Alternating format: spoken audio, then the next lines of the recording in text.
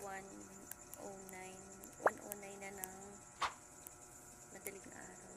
So, gising pa rin ako guys kasi ayun, chinek ko yung kasi kanina patulog na sana ako and ayun, nakapako yung nahawakan ko bigla yung anak kong panganay na init. So, alam ko kasi talaga may lagnat talaga kasi to.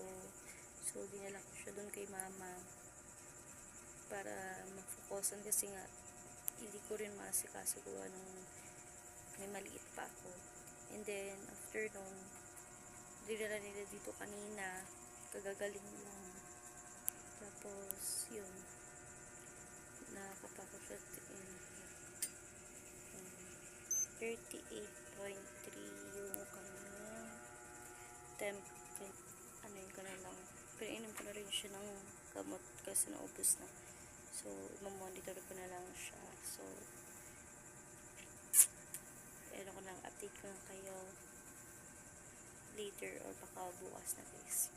Okay, bye. Tutulog na rin kasi. So, monitor ko na lang siya mamaya gigising na lang. So, good morning guys. Update ko kayo. Ang time po ngayon natin is 8:11 ng umaga. So, update ko po kayo guys about po sa sakit ni Drake. Hindi naman nilalagnat lang siya. Pero kasi paulit-ulit na lang, babalik-balik na lang po kasi yung lagnat niya. So, pangalawang gabi niya na kasi kagabi yung lagnat niya pabalik-balik na. Umaga nawawala and paggabi, yun, dun po siya ng tumataas yung lagnat niya. Kagabi umabot po ng 38.3 yung lagnat niya. So, although na hindi sobrang taas, pero compare sa bata kasi mataas na po yun, mainit na po yun. So, ngayon po, chat namin yung lola niya na sana magpadala yung lola niya ng pabiling gamot. Kasi uuwi na rin naman yung lola niya dito sa Pilipinas. Nasa Bahrain po kasi yung lola niya. So, hoping pa rin kami na sana magpadala yung lola niya. Kasi, syempre, kapos din kami sa budget. Di naman po kami like na may madudukot agad-agad. Tapos kasi syempre po, yung bulilit naming anak is, yung bunso ko is may UTI din siya. O, di pa nga po namin siya napapa-check up. Pero bago pala muna akong magpunas ng bata, kagigising ko lang din kasi, maghihilamos muna tayo guys. Bago tayo mag-asikaso ng bata kasi, para matanggal yung mga sa mukha natin. So, samahan niyo na ako.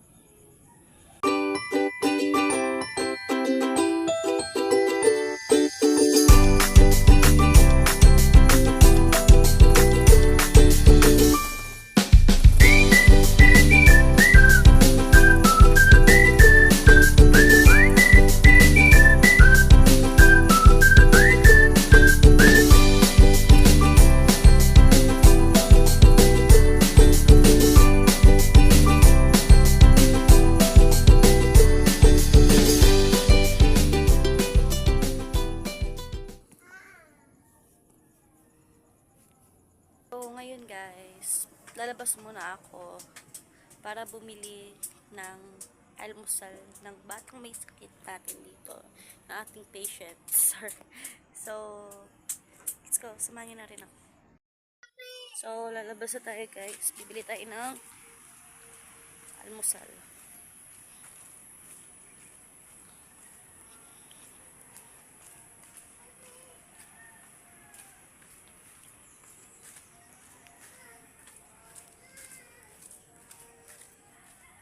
Naghahabol yung isa kasi gusto sumama.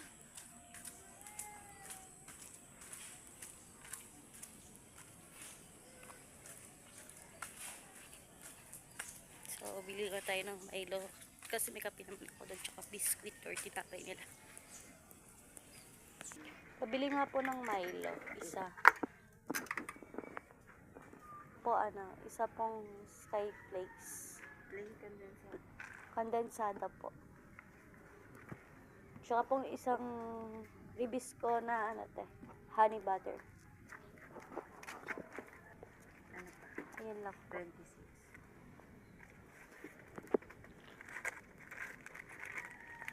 So ngayon guys, bumalik na tayo ng bahay. Kabili na tayo ng Milo.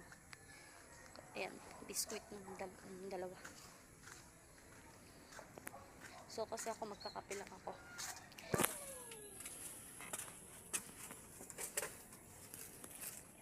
Hayo!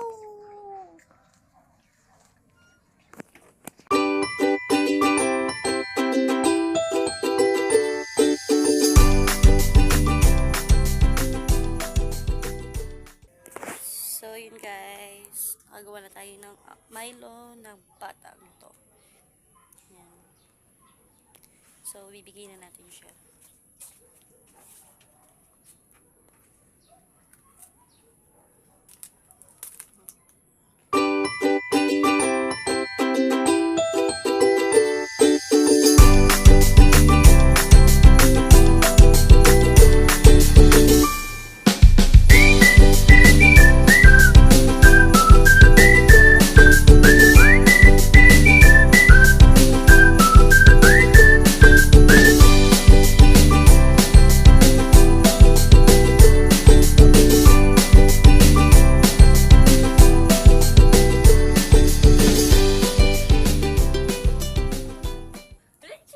Pengi mami pengi. Thank you so much.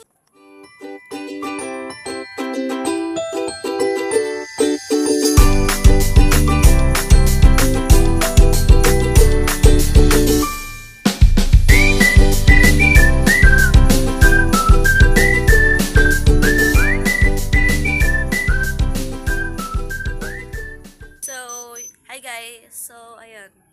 Inano ko kasi siya. Chinek ulit yung temp niya.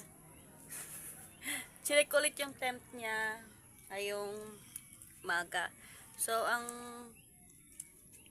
temperature niya is 38.6. Mas mataas siya ngayon ng 0.3 compare kaninang madaling araw. So, ewan ko, hindi talaga siya bumababa. So, ngayon, after namin mag-breakfast is punasan na natin siya ng malamig na tubig para bumaba yung lagnat niya. Kasi hindi bumababa yung lagnat nito eh. Ewan ko ba kung bakit. Pinatawas na kasi to, syempre, mga pamahiin ng ano, pag ano, syempre, sabi nila may bate or may pilay, mga ganon. So, kaya pinatawas siya ni Papa kahapon. Anong isang araw. Ko alam kung anong result nung pagpapatawas nila. Kasi, may lagnat pa rin siya. Hindi ko alam kung may pilay ba siya or anong sakit niya. Kasi di namin siya mapacheck up kasi inantay nga namin yung update ng lola nito. So, yun guys. 38.6 yung temp niya compare kagabi na 38.3 lang. So, punasan na natin siya after natin mag-breakfast.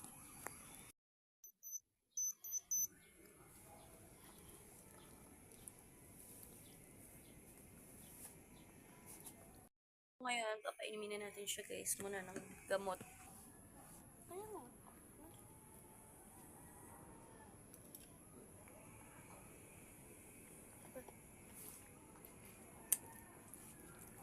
Lalambing yung isa.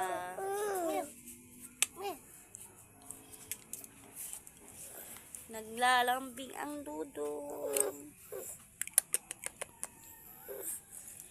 So, hindi niya ako nilalambing guys. Hindi niya pala ako nilalambing. Gusto niya lang pakialaman yung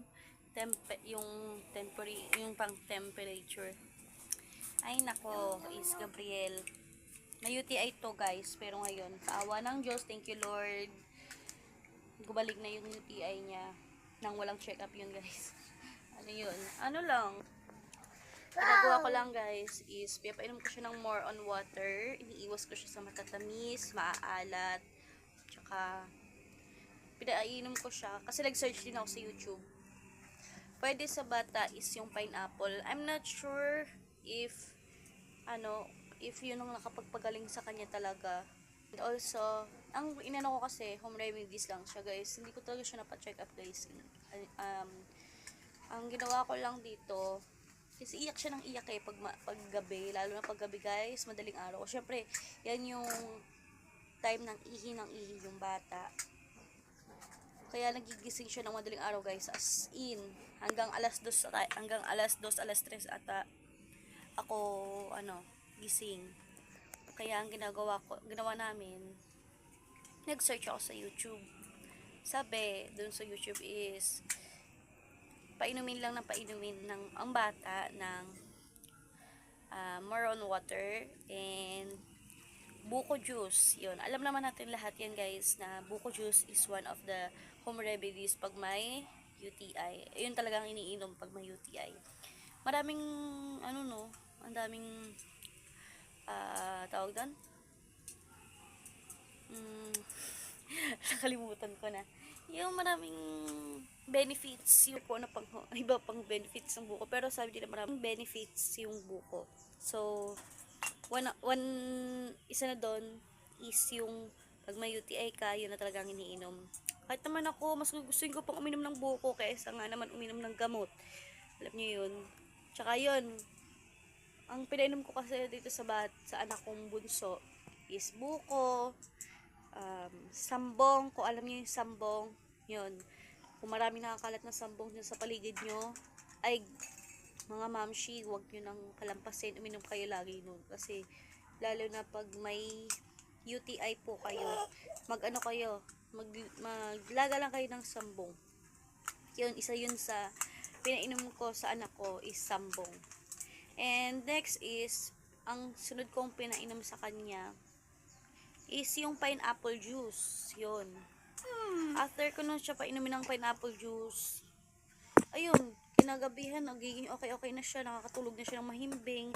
Hindi ko alam kung kung yun ba talaga nakapagpagaling sa kanya o dahil na rin siguro sa pagpapaiwas ko sa kanya sa matatamis, sa mga maalat, sa mga chichirya, soft drinks, yun.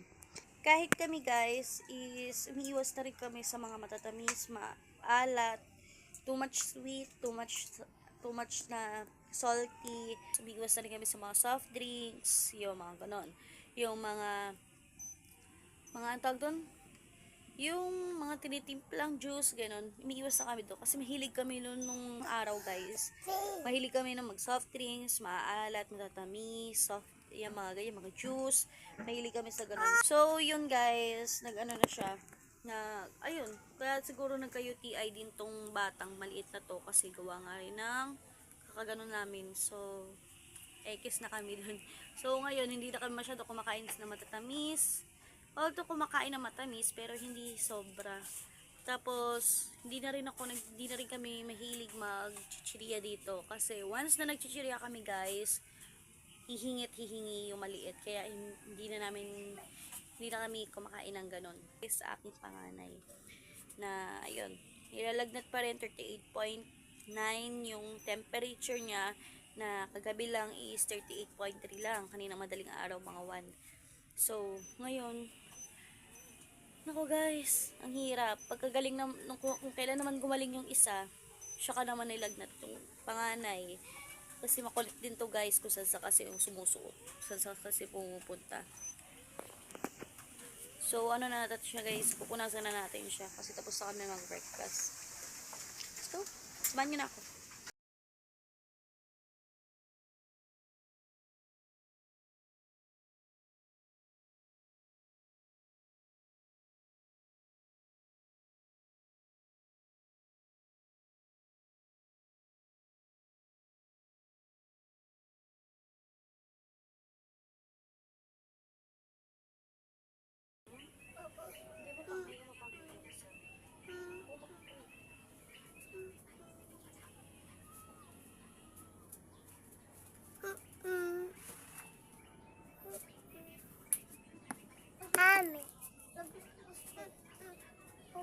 Habang nagpapahinga pa si Potpot is maglilinis muna tayo ng bahay. Let's go. Samahan niyo na ako.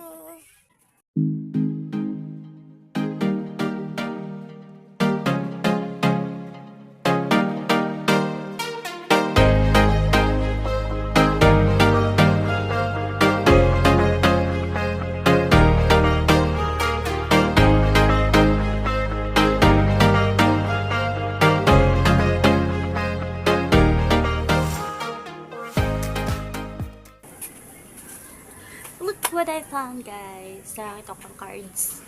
So, ginagamit namin itong cards pag nandito sila ate. Pagkumpleto kami ng mga kapatid dito. Naglaro kami ng pusoy. Sino marunong magpusoy dyan?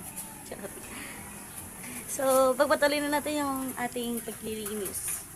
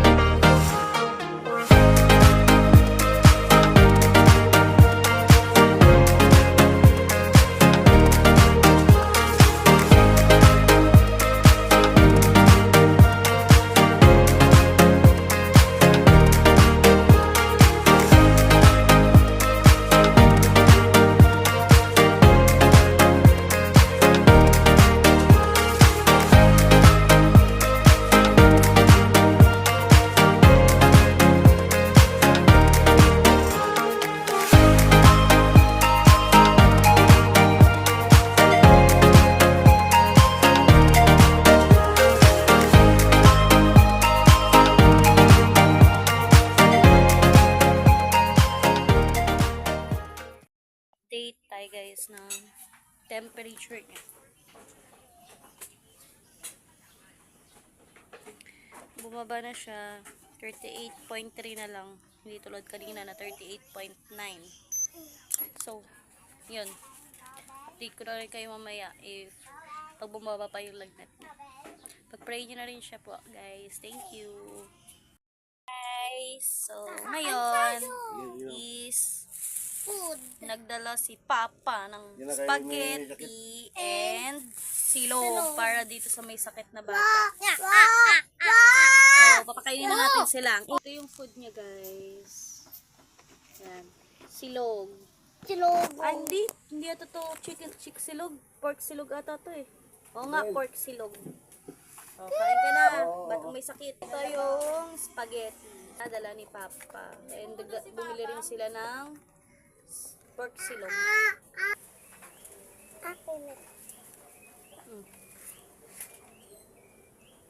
Taste.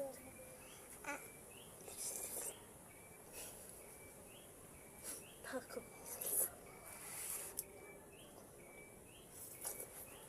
So, yung lasa ng spaghetti, guys. Parang Jollibee. Di ba?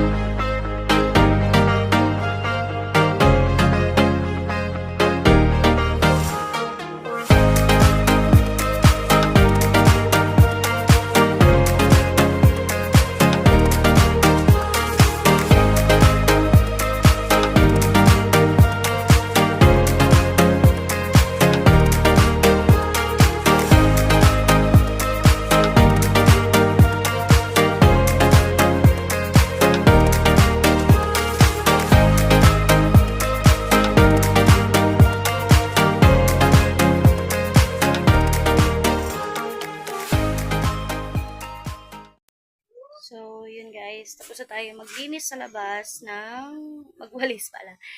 So, yun guys. Tapos na tayo magwalis doon sa labas, maglinis doon sa sala. And ngayon naman is maghuhugas tayo ng plato. Kasi tambak na ang ating hugasin. Nakikita nyo naman yan guys. Tambak-tambak na. And mag-12 na rin. Time check tayo ngayon. 11:33 na ngayon ng umaga. Magtatanghali na rin. So, kaya kailangan na natin magsaing. So, samahan nyo na ako. Magsaing and maghugas. Yun. So, ito na yung next natin. Last na tong gawain natin. And makapagpahinga na tayo. So, samahan nyo na ako guys. Let's go!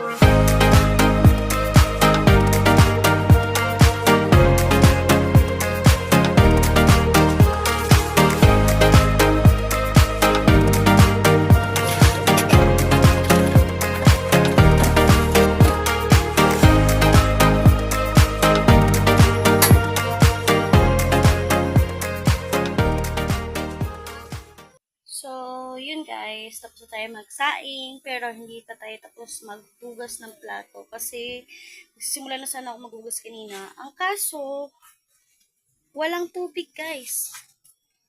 Walang tubig, kaya hindi rin ako nakapaghugas. Nakakalungkot. Imbis na tapos na yung trabaho ko guys, hindi na siya natapos-tapos kasi nga, gawa nga ng nawala ng tubig. Anong araw pa lang ngayon, nakakaloka talaga yung tubig dito sa amin guys kasi kahit hindi pa Sabado or Linggo, nawala na ng tubig. Dapat nga diba ngayon tag-ulan, dapat only water. Charot. So, yun guys, hello. Tapos na siyang kumain. And update lang guys, si Herald ay wala na siyang lagnat. Thank you Lord.